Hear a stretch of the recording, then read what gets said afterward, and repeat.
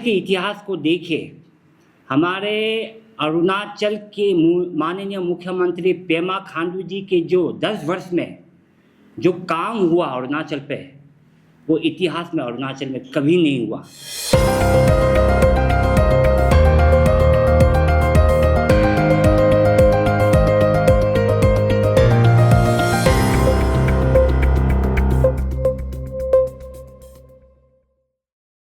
नमस्कार, प्रणाम। मैं स्वागत करता हूं पूरी हमारे प्रेस के दोस्तों को हमारे बीजेपी पार्टी हेडक्वार्टर्स पर। आप सबको मालूम है कि कल से हमारे कांग्रेस पार्टी और कुछ गिने चुने लोग हमारे माननीय मुख्यमंत्री पेमा खांडू जी के ऊपर बहुत सारे आरोप उठा रहा है। यहाँ भारतीय जनता पार्टी मुंह तोड़ जवाब देने के लिए हम लोग यहाँ आए हुए हैं। मैं कांग्रेस पार्टी को ये कहना चाहता हूँ कि वो एक कहावत है ना, आप गोबर फेंक कर लाख कोशिश करो कि गोबर पर सोना ढूंढने के लिए, लेकिन आपको सोना मिलेंगे ही नहीं। क्योंकि हमारे माननीय मुख्यमंत्री पेमा खांडू जी, अगर आप देखें कि इतिहास देखिए, हमारे अरुणाचल के माननीय मुख्यमंत्री पेमा खांडू जी के जो 10 वर्ष में जो काम हुआ अरुणाचल पे, वो इतिहास में अरुणाचल में कभी नहीं हुआ। चाहे वो रिफॉर्म्स हो, रिफॉर्म्स के ज़रिए जो अरुणाचल को ट्रांसफॉर्म किया, जहाँ ढेर सारे करप्शंस होते थे अरुणाचल पब्लिक सर्विस कमीशन में, जहाँ रिक्रूटमेंट में बहुत सारे घोटाला होते थे, वहाँ Arunachal Pradesh staff selection board का गठन किया है। आप खुद ही एहसास कीजिए कि वो व्यक्ति जो अरुणाचल में जो जगह पर सबसे ज़्यादा घोटाला होता था, जिसके ज़रिए ही साफ हुआ, वो क्या करप्शन में लिप्त होंगे? कभी नहीं। यहाँ भारतीय जनता पार्टी माननीय मुख्यमंत्री पेमा खांडू जी के साथ प्रतिबद्धता से, कमिटेड से हम खड़े हैं। भारतीय जनता पार्टी के हर कार्यकर्ता पेमा खांडू जी के साथ खड़े हैं। कांग्रेस पार्टी ने आरोप लगाया कि 1270 करोड़ का घोटाला हुआ और कोर्ट के जरिए जजमेंट पास किया गया। शायद कांग्रेस पार्टी को कोर्ट के ऑर्डर को ठीक तरीक़ा से समझा नहीं। ये एक सुप्रीम कोर्ट के जो ऑर्डर थे, वो एक प्रिलिमिनरी इंक्वायरी है जिसके ज़रिए दस्तावेज सबमिट होंगे कोर्ट पर। यही महज एक प्रोसेस है जिसके ज़रिए ये देश प्रोसेस के ज़रिए चलाया जाता है। और हमारे जो माननीय मुख्यमंत्री है, वो संविधान और कानून को, सुप्रीम कोर्ट को पूरी इज्जत करती है। इसलिए आज माननीय मुख्यमंत्री जी ने खुद कहा कि वो स्वागत करते हैं ये प्रिलिमिनरी इंक्वायरी को।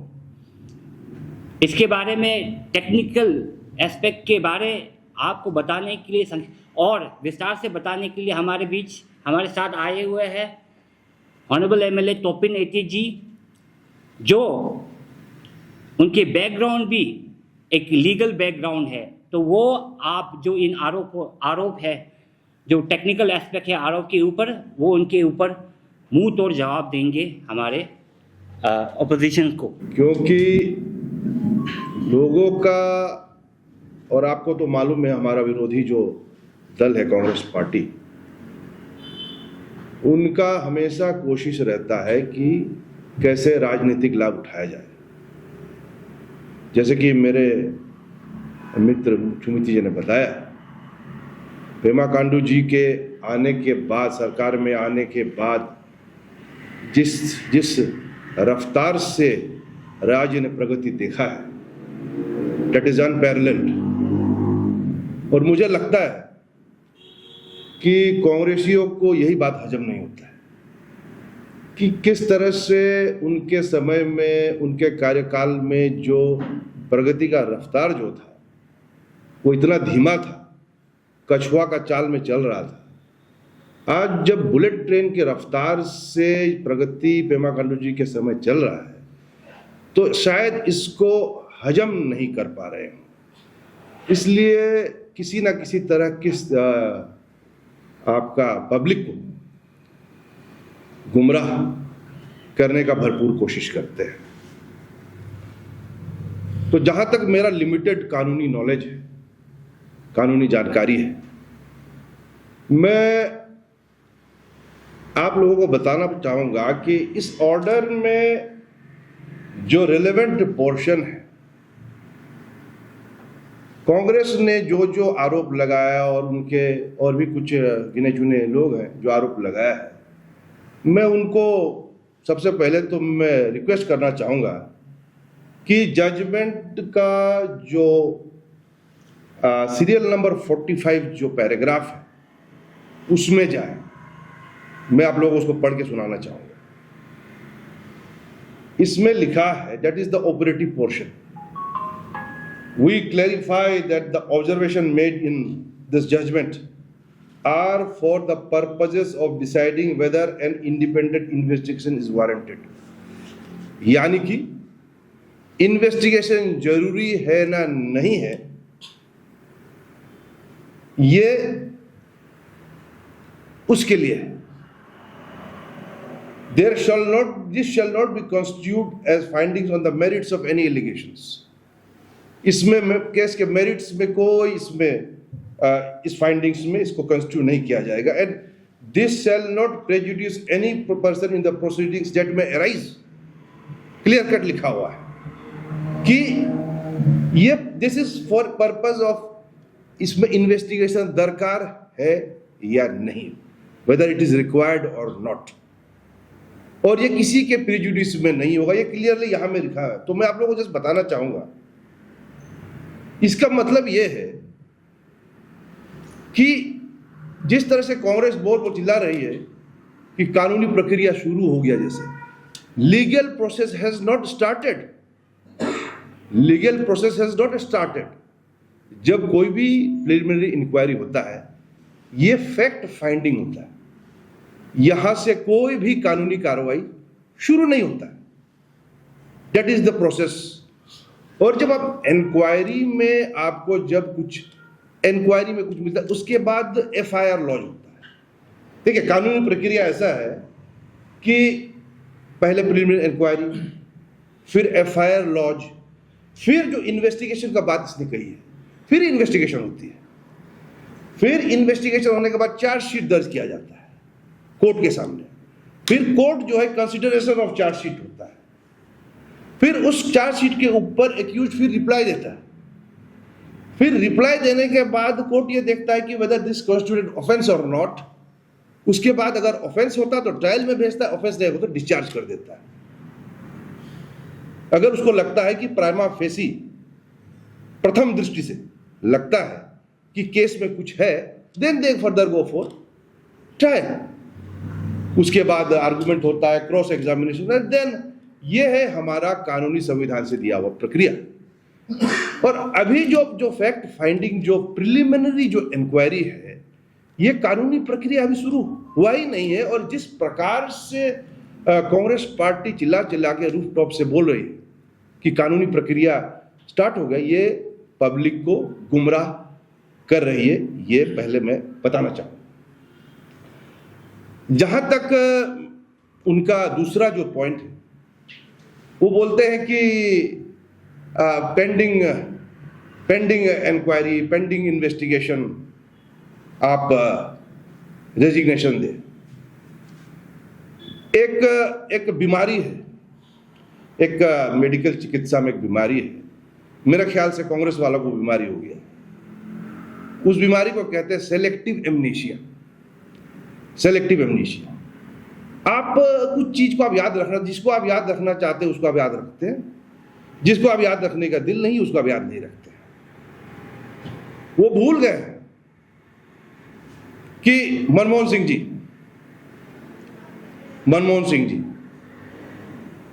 आपका शीला दीक्षित, आपका जब चिदम्बरम जी,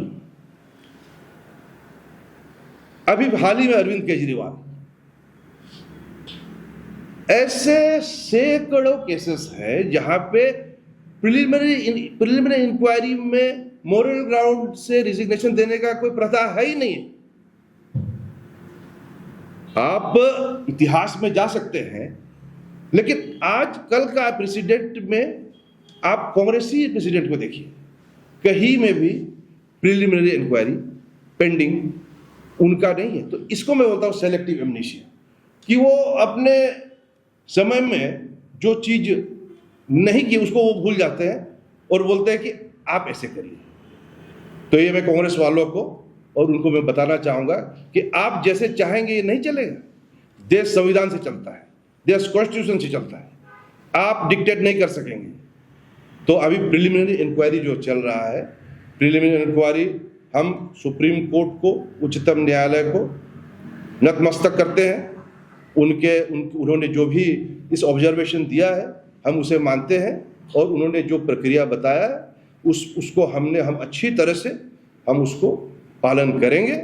हमारी ओर से कोई कसर नहीं छोड़ा जाएगा। जैसे हमारे मुख्यमंत्री ने कहा कि he is welcoming the investigation, welcoming the inquiry को वेलकम कर रहे हैं, और इंक्वायरी में जो भी चीज होगा he is willing to cooperate. और जैसे कि नोडल ऑफिसर्स भी नियुक्त किया गया है। तो इसमें कहाँ से मोरल ग्राउंड में रेजिग्नेशन का बात होता है, मुझे तो समझ नहीं आती है। मेरे ख्याल से ये एक ख्याली पुलाव है। ये सपना जो है कांग्रेस या उनके सोच वालों का, मेरे ख्याल से ये जो ख्याली पुलाव है ये कामयाब नहीं होगा।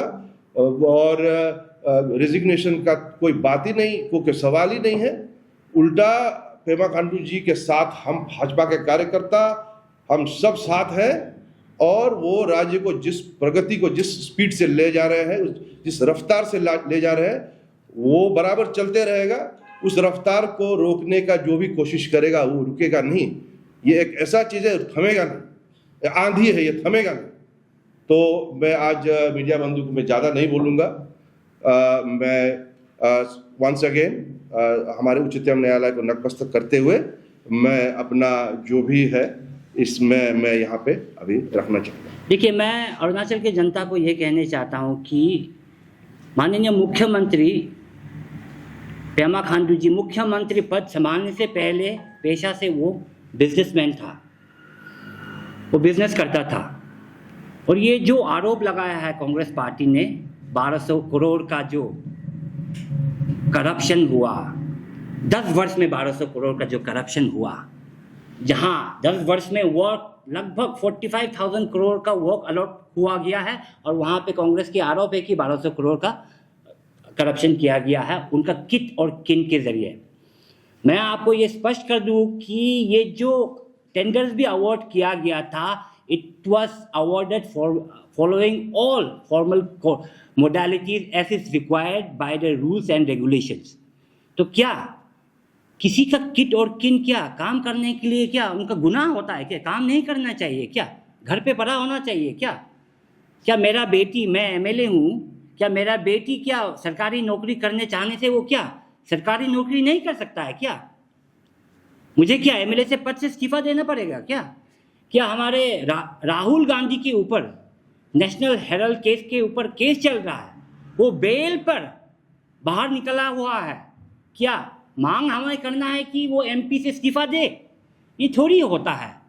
ये गलत बात चल रहा है, ये जो आरोप चल रहा है ये गलत बात है, और ये भारतीय जनता पार्टी कभी ये मानेंगे नहीं। भारतीय जनता पार्टी हमारे माननीय मुख्यमंत्री पेमा खांडू जी के साथ पूरी मजबूत से हम सब खड़ा। बेस्ड एंटरप्रेन्योर जो सिस्टम है, मैं इसके ऊपर मैं बोलना चाहूँगा, ये जो डिस्ट्रिक्ट बेस्ड एंटरप्रेन्योर सिस्टम है ये किसके सरकार में लागू हुआ था? ये 2015 में सरकार किसकी थी? वर्क ऑर्डर सिस्टम में काम जो दिया जाता था उसमें कांग्रेस सरकार थी। 20 लाख का जो अमाउंट का काम होता है वो वर्क ऑर्डर सिस्टम में किसने शुरू किया था? थोड़ा कांग्रेसियों को आप पूछिए, किसने शुरू किया था? ये जो है कांग्रेस के सरकार में शुरू हुआ था। हाँ, 2020 में वो वर्क ऑर्डर सिस्टम, जो सिस्टम उन्होंने शुरू किया था, वो 50 लाख तक का वर्क ऑर्डर सिस्टम किया था, वो अलग बात है, लेकिन शुरू किसने किया था? तो इसलिए मैं दोबारा रिपीट करता हूँ कि इस तरह से पब्लिक को गुमराह ना करें। और जैसे मेरे मित्र ने राहुल गांधी जी का जो एग्जाम्पल दिया, नेशनल हेराल्ड केस में उनके अगेंस्ट में तो चार्जशीट फाइल हो गया, उनके अगेंस्ट में तो प्रिलिमिनरी इंक्वायरी नहीं है ना, इंक्वायरी होके इन्वेस्टिगेशन पार होके चार्जशीट फाइल हो गया। तो लीडर ऑफ अपोजिशन से तो आप रिजिग्नेशन दीजिए, आप मेंबर ऑफ पार्लियामेंट से रिजिग्नेशन दीजिए, ऐसा नहीं चलेगा। यही मैं बताया था, सेलेक्टिव एमनेशिया, मतलब वो भूल जाते हैं, वो अपने में भूल जाती है, एक बीमारी है ये मेडिकल टर्म्स में आप किसी डॉक्टर को पूछ लीजिए, इसको कहते हैं सेलेक्टिव एमनेशिया। तो मैं दोबारा जो मीडिया बंधु जो यहाँ पे आए हैं, मैं आप सबको बहुत बहुत आभार व्यक्त करना चाहूँगा। तो इंक्वायरी देखिए, आप प्रिलिमिनरी इंक्वायरी कर रही है, जब प्रिलिमिनरी सीबीआई प्रिलिमिनरी इंक्वायरी करने के लिए यहाँ पे बोला हुआ है, लेकिन इसमें क्लियरली लिखा हुआ है कि दिस इज, इसलिए मतलब कानूनी जो प्रक्रिया है, प्रिलिमिनरी जब इंक्वायरी होता है, this is not the start of the legal process. आप समझ गए? इसके बाद सुनिए, इसके बाद यहाँ पे जो है प्रिलिमिनरी इंक्वायरी 2 वीक्स टाइम में डॉक्यूमेंट्स वगैरह को, कागजात वगैरह को दिया जाएगा, उसके बाद ही इन्वेस्टिगेशन जरूरत होगा। अगर प्रथम दृष्टि प्राइमा फेसी कुछ मटेरियल लगेगा, तब आपका एफआईआर लॉन्च होगा, इन्वेस्टिगेशन होगा। At this juncture this is just a preliminary inquiry. मैंने बताया कितना सैकड़ों, और जो प्रश्न है पेंडिंग प्रिलिमिनरी इंक्वायरी, आप त्याग दे, रेजिग्नेशन दे, उसका मैं जवाब दे रहा था। सवाल है ओपिनियन से ऐसे ही सवाल है सर। आपने डिस्ट्रिक्ट एंटरप्रेन्योरशिप का जो बात किया 2015-16 में ये हुआ था, तो जो लोग अभी बीजेपी में है लीडर्स, वही लोग कांग्रेस में थे उस समय को, पेमा खांडू भी कांग्रेस में ही थे। तो क्या कहना चाहिए, क्योंकि शिफ्टिंग हुआ है, नेता ही सिर्फ पार्टी में, उसमें कोई नया बात। उसमें मुख्यमंत्री कौन थे, आप थोड़ा देख लीजिए। मंत्रिमंडल में जो अभी बीजेपी में है वो लोग कांग्रेस में ही थे। नहीं, आपका क्वेश्चन क्या है, इसमें क्या है? ये बोलना चाहता है कि मैडम का बात भी जोड़ के मैं बोल रहा हूं कि वही कांग्रेस लोग ही था अभी जो बीजेपी में है। हाँ, सवाल वही कर रहे हैं। डिस्ट्रिक्ट एंटरप्रेन्योरशिप का साथ बोला, ठीक है, वैसे होता है, अभी रूल बन गया सर। उस समय उसमें मुख्यमंत्री कौन थे, वो आप देख लीजिएगा सर। मंत्रिमंडल में कैबिनेट डिसीजन होता है ना सर, मुख्यमंत्री का डिसीजन। अरे ये केस तो मुख्यमंत्री के ऊपर ही दिया गया है ना। एंटरप्रेन्योर बिल एक कानूनी प्रक्रिया से पास किया गया हुआ, पारित किया गया है हमारे विधानसभा के जरिए। ये एक कानून है, उसके जरिए वर्क अलॉटमेंट दिया जाता है, तो उसमें क्या है? मतलब डिस्ट्रिक्ट में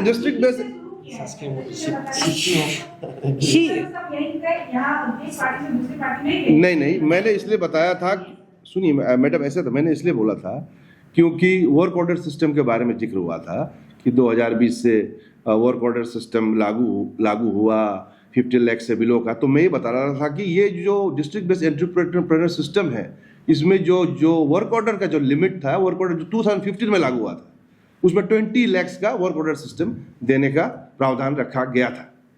तो वही चीज़ जो है इस बार 2020 में 50 लाख का वर्क ऑर्डर सिस्टम का वो प्रावधान रखा गया। तो देयर इज नथिंग, इसमें कोई वो नहीं। सवाल मेरा लास्ट रहेगा आपसे, जैसे 2015 से 2025 की बात चल रहा है सर, ठीक। ये केस काफी पुराना भी है, जैसे हम भी देख रहे हैं कि ये शुरुआत तो तवांग की कोई ऑर्गेनाइजेशन और किसी ने मिलकर शुरुआत की, अभी जन आंदोलन जो मूवमेंट उनकी तरफ से पिटीशन बिल फाइल कर दी चल रहा है। तो सर अभी जैसे आपने कहा कि जैसे अभी आपकी बेटी अगर वो में जो करना चाहती है तो क्या हमको इस्तीफा देना।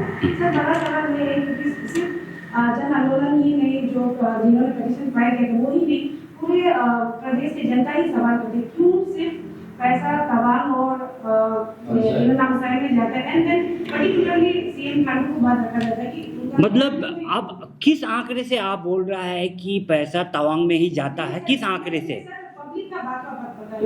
पब्लिक को तो गुमराह करने के लिए तो लोग पड़ा हुआ है, वेस्टेड इंटरेस्ट पड़ा हुआ है, हर जैसे कांग्रेस पार्टी पड़ा हुआ है, हर जो लोगों को काम नहीं मिलता है, जो लोगों को सुविधा नहीं मिल रहा है, जो लोग क्वालिफाइड नहीं है सिस्टम में आने के लिए, वो लोग तो एलिगेशंस लगाएंगे ही। बट देयर इज नथिंग, ये सरकार जो माननीय मुख्यमंत्री का सरकार है, वो इक्वल डिस्ट्रीब्यूशन में, इक्विटेबल डिस्ट्रीब्यूशन में जाता है। माने जहाँ पैसा का ज़रूरत है वहाँ पैसा नीड बेस के जरिए लगाता है। तवांग में अगर हमारे हॉस्पिटैलिटी सेक्टर, अगर टूरिज्म सेक्टर का पैसा ज़रूरी है, वहाँ आवश्यक लगाएंगे ही। अगर रोइंग पर हाईवेज का पैसा ज़रूरी है, वो आवश्यक रोइंग में ही लगाएंगे। देखिए मेरे क्षेत्र में भी, आज मेरे क्षेत्र में भी अभी अगर आप रोइंग में देखेंगे, बहुत सारे सेंट्रल फंडिंग्स भी हो रहा है। पानी का जो सप्लाई के लिए भी तकरीबन 100 करोड़ का ऐलान किया गया है हमारे राज्य सरकार। बहुत सारा पैसा जा रहा है। क्या वो पैसा वहाँ जगह के लिए मुनासिब नहीं था क्या? वो ज़रूरतमंद के लिए, जो पानी के लिए सुविधा है अभी ज़रूरी है, उसके लिए लगाया जाता है। अगर नमसाई पे अगर पिलग्रिमेज एरिया के लिए पिलग्रिमेज टूरिज्म के लिए पोटेंशियल्स है, तो ज़रूर नमसाई में पैसा लगाएंगे। जहाँ ज़रूरी है पैसा, सरकारी जो खजाना का ज़रूरी है, जो स्टेट का इमेज को बढ़ावा दे, जो स्टेट का जो प्रगति को आगे बढ़ाए, वहाँ पर ज़रूर ये सरकार निवेश करेंगे ही। पर ऐसे बात नहीं कि ये दोनों क्षेत्र पर सिर्फ केवल निवेश किया जाता है। मैडम ऐसा है हाँ, मेरा क्वेश्चन ये था कि वो दोनों डिस्ट्रिक्ट में तो जाता ही है, लेकिन my question was that few months back times of India और इंडिया टुडे में भी एक खबर छपी थी जहां पे मेंशन किया गया था सीएम कानपुर की फैमिली मेंबर्स को 300 से 400 करोड़ का काम दिया गया। इस तरीके का आया हुआ था सर, तो इसको हम कुछ नहीं कर रहा था। I have no idea about this allegation. We have no idea about आदेश पे बात करते हैं, कोर्ट के बारे में जिक्र करते हैं। जो और जहाँ तक मैडम आप फंड नामसाई और तवांग का बात बताया, क्या आपने पता क्या मेरे कॉन्स्टिट्यूएंसी में कितना पैसा आया? मेरे कॉन्स्टिट्यूएंसी में अच्छा खासा पैसा आया। तो खैर आप होमवर्क अच्छा से कर लीजिएगा कि किसका लेकिन ठीक है, anyway, लीडरशिप है उसको आप मानते हैं कि नहीं मानते? नहीं मानते, हम नकारते हैं ये एलिगेशन, खंडन करते हैं। We refuse this allegation. Thank you. जो होमवर्क करके ही आता है, जो सर और एज अ मीडिएटर पब्लिक का बात आप लोगों को रखना है, दैट्स माय ड्यूटी। गुड।